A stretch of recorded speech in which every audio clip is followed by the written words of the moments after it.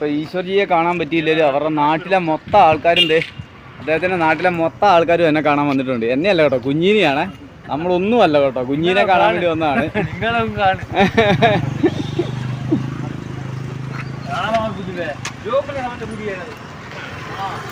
അപ്പോൾ ഇതുണ്ടോ,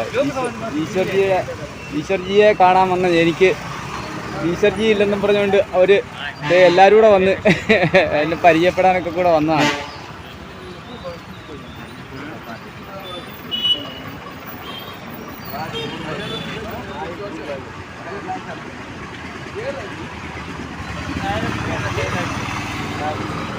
ഞാൻ പറയുന്ന മലയാളം അവർക്കും അവർ പറയുന്ന കന്നഡ എനിക്കും അറിയത്തില്ലാത്തതുകൊണ്ട് ഞങ്ങൾ അത്യാവശ്യം ഹിന്ദിയിലൊക്കെ അഡ്ജസ്റ്റ് ചെയ്ത് പോവുകയാണ്. ഞാൻ വന്നിട്ട് ഇപ്പം ശരിക്കും 6 മാസമായി. കേരളം മൊത്തം കറങ്ങിയപ്പോൾ തന്നെ 6 മാസമായി. ഫുള്ള് കയറി. ഇനിയിപ്പോൾ ഇവിടെ ഒരു 1500-2000 കിലോമീറ്റർ കർണാടകത്തിൽ കറങ്ങണം എന്ന് പറഞ്ഞിരിക്കുന്നു. അപ്പോൾ നമ്മൾ ഉടുപ്പിയിൽ നിന്ന് ഇറങ്ങി നേരെ വരുന്ന വഴിക്ക് ഹൈവേയിൽ പണി നടക്കുകയാണ്.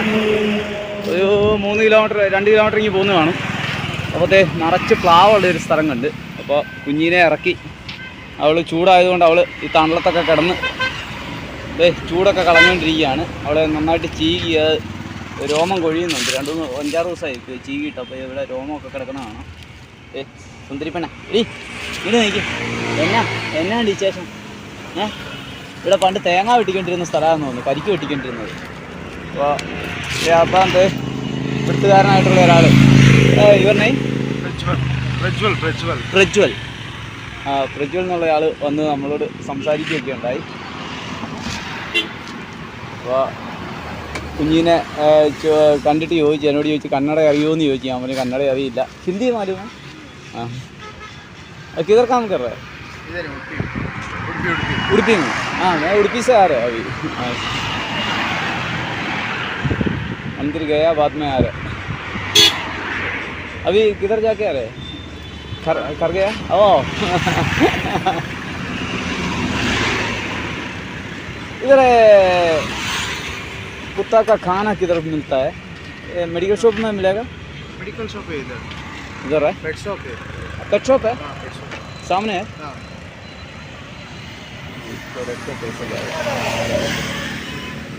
पेडिग्री सब मिलता है. ये ब्रिज का वो साइड में इधर से क्रॉस कर सकता है. ऐसे क्रॉस करके ओके, मैं बंद करके रख के जाएगा. ओके, ठीक है, शुक्रिया जी. ഹലോ, നമസ്കാരം. ജോപ്പൻ്റെ യാത്രയുടെ പുതിയ അധ്യായത്തിലേക്ക് ഏവർക്കും സ്വാഗതം.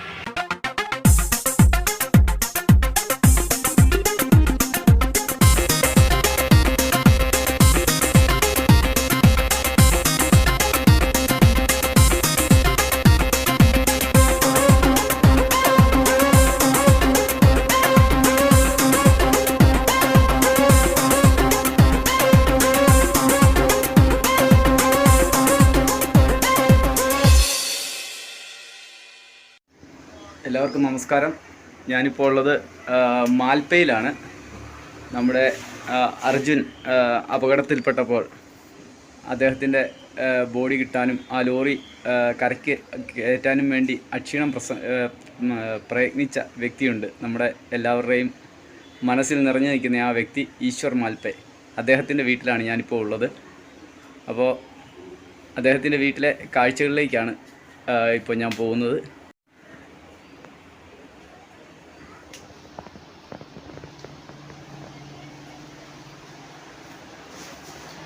അപ്പം നമ്മൾ കയറി വരുന്ന മുറിയിൽ തന്നെ നമുക്ക് കാണാൻ പറ്റുന്നത് അദ്ദേഹത്തിന് ലഭിച്ച അവാർഡുകളുടെ കൂമ്പാരമാണ്. ആ മനുഷ്യസ്നേഹി നമുക്കറിയാം, മലയാളികളുടെ എല്ലാം മനസ്സിലെ ഒരിക്കലും നമുക്ക് നന്ദി പറഞ്ഞാൽ തീരാത്ത വിധത്തിലുള്ള മനസ്സ് നിറഞ്ഞ് നന്ദിയുള്ള ഒരു മനുഷ്യനാണ് നമ്മുടെ ഈശ്വർ മാൽപ്പെ. അദ്ദേഹത്തിന് കിട്ടിയ അവാർഡുകളാണ് ഈ കാണുന്നത് മുഴുവൻ. അതുപോലെ തന്നെ അതുകൂടാതെ ഉണ്ട് ധാരാളം കലാകാരന്മാർ അദ്ദേഹത്തിൻ്റെ ചിത്രങ്ങൾ വരച്ചത്. അതെല്ലാം ഇവിടെ പ്രദർശിപ്പിച്ചിട്ടുണ്ട്. ഇതൊക്കെ ഓരോ സമയങ്ങളിൽ അദ്ദേഹത്തിന് കിട്ടിയ അവാർഡുകളാണ്. കർണാടക സ്റ്റേറ്റിൻ്റെ വിവിധ ഭാഗങ്ങളിൽ വിവിധങ്ങളായ ആളുകളെ രക്ഷപ്പെടുത്തിയതിൻ്റെയും മരണപ്പെട്ടവരെ അവരുടെ ബോഡി എടുത്തതിൻ്റെയും ഒക്കെയുള്ള അവാർഡുകളാണ് ഈ കാണുന്നത്.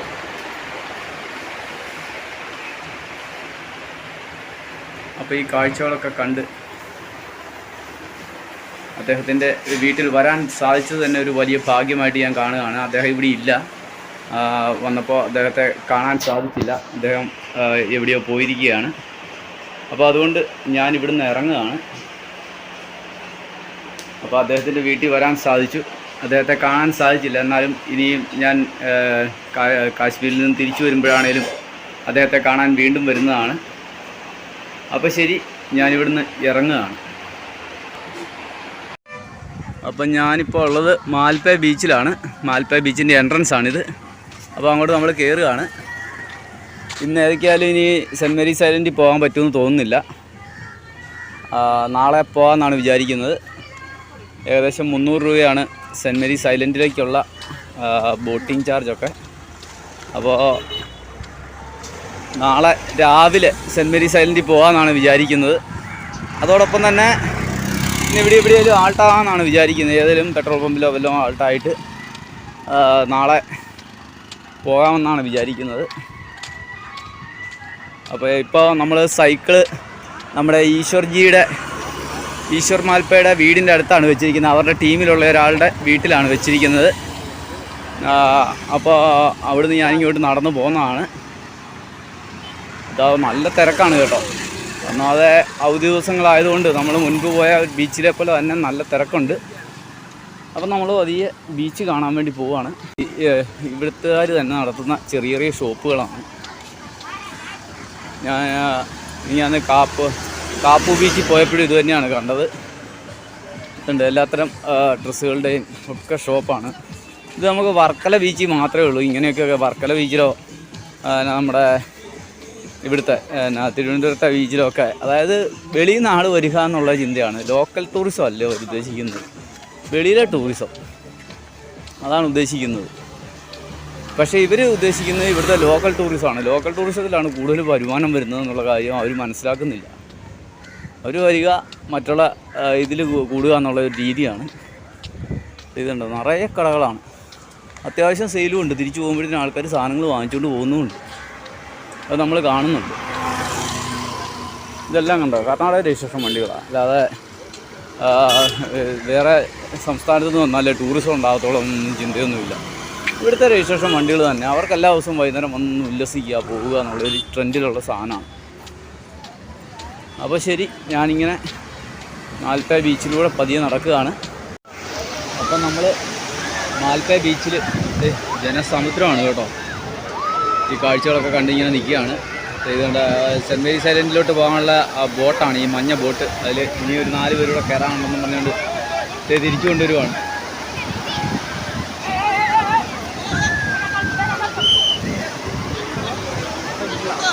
ഇവിടെ ഒരുപാട് ആക്ടിവിറ്റീസ് ഉണ്ട് കേട്ടോ. ബലൂൺസ്, അതുപോലെ തന്നെ ഇത് ബോട്ടിങ്, പിന്നെ പാരച്യൂട്ട്, പിന്നെ ഇത് വേവ്സിൻ്റെ അകത്തൂടെയുള്ള ഫ്ലോട്ടിംഗ് ബ്രിഡ്ജ്, പിന്നെ വാട്ടർ സ്കൂട്ടർ. നമ്മളിതൊക്കെ ഈ കായലിൽ മാത്രം ഇട്ട് കളിക്കുന്ന സാധനങ്ങളാണ് ഇവർ കടലിൽ ഇട്ട് കളിക്കുന്നത്. ഇത്രയും തിരയൊക്കെയാണ് നമ്മുടെ നാട്ടിലും ഉള്ളൂ. ഇതും ഡീപ് സീ തന്നെയാണ്, അതും ഡീപ് സീ തന്നെയാണ്, സെയിം അറബിക്കടലുമാണ്. പക്ഷേ അവിടെ ഓരോ കാരണങ്ങൾ പറഞ്ഞ് അതെല്ലാം മുടക്കും. ഇവിടെ ഒരു കാരണവുമില്ല, ഒന്നും സംഭവിക്കുന്നുമില്ല.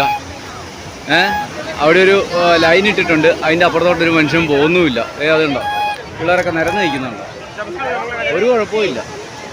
ഇത് ചുമ്മാ നമ്മുടെ അവിടെ വന്ന് ഇത് ആവശ്യമില്ലാത്ത ഇത് കൊടുക്കുകയാണ്.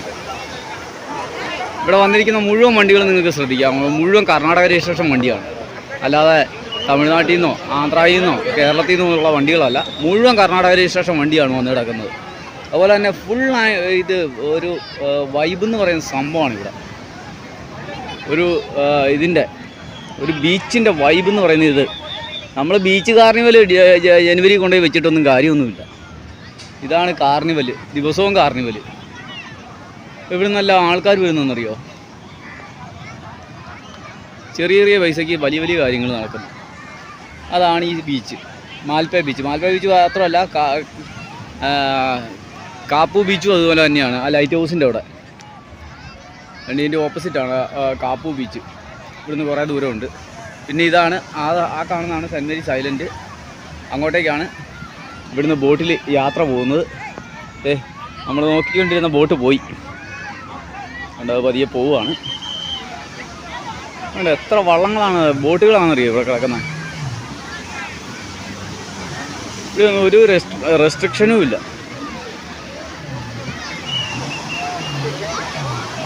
ഇതിൻ്റെ തൊട്ടപ്പുറത്ത് തന്നെയാണ് ബിയർ പാർലറും ഓപ്പൺ ആയിട്ടുള്ള വൈൻ ഷോപ്പും എല്ലാം ഉള്ളത്.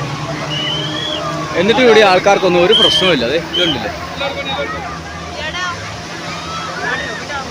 ഇതിൽ സേഫായിട്ടുള്ള ബീച്ചുകളാണ് കേരളത്തിലെ. പക്ഷെ അവിടെ ടൂറിസം വളരെ മോശമാണ്. ലോക്കൽ ആളുകളല്ലാതെ ആരെങ്കിലും ഇവിടെ ഉണ്ടോയെന്ന് നോക്കി.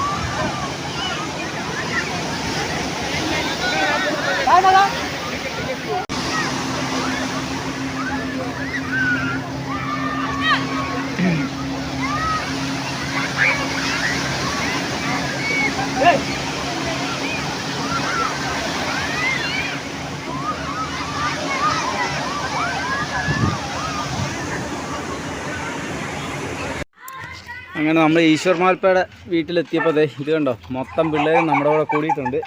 വേണ്ടേ ഇവൻ നായ്ക്കുട്ടീനായിട്ട് നടക്കുകയായിരുന്നു, കുഞ്ഞിനെയും പൊക്കിക്കൊണ്ട് നടക്കുകയായിരുന്നു. ഞാൻ കടപ്പുറം വരെ പോയിട്ട് വന്നപ്പോൾ എല്ലാവരും നായ്ക്കുട്ടീനായിട്ട് നടക്കുകയായിരുന്നു. ഇക്കായൊക്കെ ഉണ്ട്.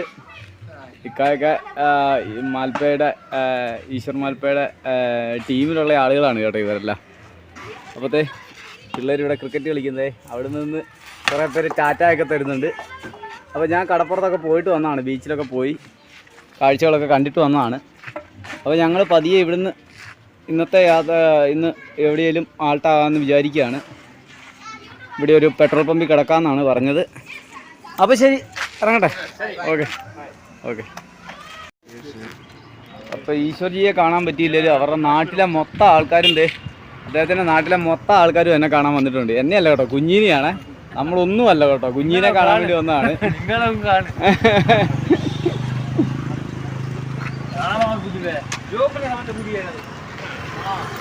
അപ്പോൾ ഇതുണ്ടോ, ഈശ്വർജിയെ കാണാൻ വന്ന എനിക്ക് ഈശ്വർജി ഇല്ലെന്നും പറഞ്ഞുകൊണ്ട് അവർ എല്ലാവരും കൂടെ വന്ന് എന്നെ പരിചയപ്പെടാനൊക്കെ കൂടെ വന്നതാണ്.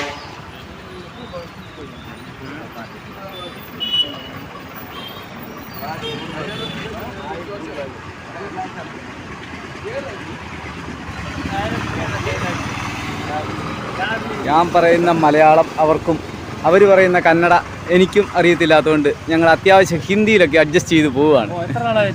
ഞാൻ വന്നിട്ട് ഇപ്പം ശരിക്കും 6 മാസമായി. കേരളം മൊത്തം കറങ്ങിയപ്പോൾ തന്നെ 6 മാസമായി, ഫുള്ള് കയറി. ഇനിയിപ്പോൾ ഇവിടെ ഒരു 1500-2000 കിലോമീറ്റർ കർണാടകത്തിൽ കറങ്ങണം എന്ന് പറഞ്ഞിരിക്കുന്നു. എല്ലാം ഈശ്വർഭായിയുടെ വണ്ടികളാണ്. ഈ 3 ആംബുലൻസ്, ഇത് വാട്ടർ റെസ്ക്യൂവിന് പോകുന്ന എക്യുപ്മെൻറ്റ്സ് എല്ലാം ഇതിൻ്റെ അകത്ത് ലോഡ് ചെയ്ത് വെച്ചിരിക്കുന്നതാണ്. അതുപോലെ തന്നെ അതുപോലെ തന്നെ ഇത് ആളുകളെ റിക്കവർ ചെയ്യാൻ വേണ്ടി പോകുന്നതാണ്. അപ്പോൾ ഈ 3 ആംബുലൻസുകളാണ് അദ്ദേഹത്തിൻ്റെ ഈ ടീമിന് സർവീസായിട്ട് ഉപയോഗിക്കുന്നത്. അപ്പോൾ ഇപ്പോൾ അദ്ദേഹം അവിടെ ഇല്ല, അദ്ദേഹം ഇപ്പം ഗോവയിലാണ്. ഗോവയിലൊരു റെസ്ക്യൂ ഓപ്പറേഷന് പോയിരിക്കുകയാണ്.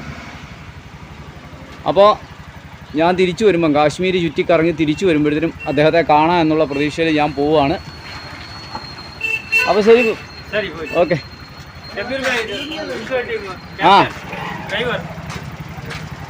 ഇതൊക്കെ ഷബീർ ഭായി ഒക്കെ ഈശ്വർ ഭായിയുടെ ടീമിലുള്ളതാണ് കേട്ടോ. എല്ലാവരും ടീമിലെ ആളുകളാണ്.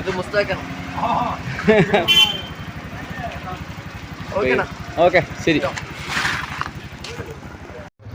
അപ്പോഴത്തെ ഞാൻ മാൽപ്പയിൽ നിന്ന് ഇറങ്ങിയപ്പോഴത്തെ പ്രശാന്തേട്ടനെ കണ്ട്. പ്രശാന്തേട്ടൻ അത്യാവശ്യം മലയാളം അറിയാം. ഗൾഫിലായിരുന്നോ? ഇല്ല, ഇവിടുന്ന് തന്നെ. ഡ്രൈവർ. അത് ശരി. അപ്പോഴത്തെ മക്കളെയായിട്ട് കറങ്ങാൻ ഇറങ്ങിയതാണ്. അതുകൊണ്ട് 2 ചേച്ചിമാരും വന്നിട്ടുണ്ട്. ബീച്ചിൽ പോയതാണോ? ബീച്ച്. അപ്പോൾ ശരി, okay. Tata Tata, bye bye. Okay, thank you. അപ്പോൾ ശരി, കാണാം. അപ്പോഴത്തെ അവർ പോയി, ഞാൻ മുമ്പോട്ട് പോവുകയാണ്. അപ്പോൾ ഇവിടുത്തെ പെട്രോൾ പമ്പിൽ നിന്ന് ഇപ്പം നമ്മൾ പോയി ആൾട്ടായിട്ട് കാര്യമില്ല. ബിസി ആയിരിക്കും. അപ്പോൾ അതുകൊണ്ട് നമ്മൾ നേരെ ഹൈവേ പിടിക്കുകയാണ്. ഹൈവേയിൽ ഏതെങ്കിലും പെട്രോൾ പമ്പ്, ഭാരത് പെട്രോളിയത്തിൻ്റെ പെട്രോൾ പമ്പുണ്ട്, അവിടെ പോയി കിടക്കാൻ നോക്കുന്നു. അപ്പോൾ ശരി, നമ്മൾ വിട്ടേക്കാണ്. ഉത്സവ പരിപാടികൾ നടന്നുകൊണ്ടിരിക്കുകയാണ്.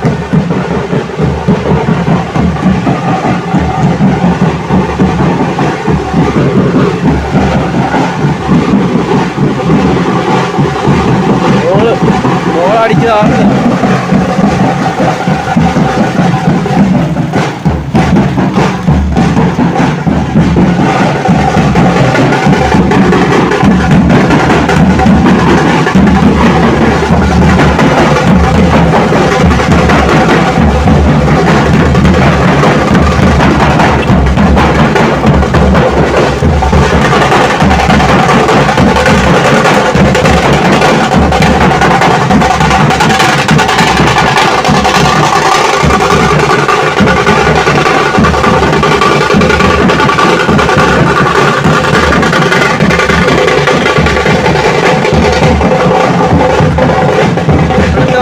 ഘോഷയാത്ര ഇങ്ങനെയാണ് കേട്ടോ, അടിപൊളിയാണ്.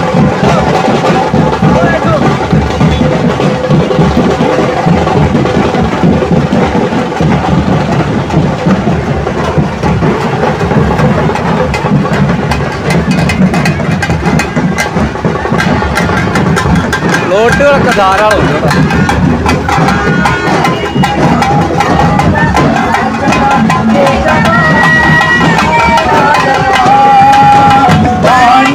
Rangana, Papa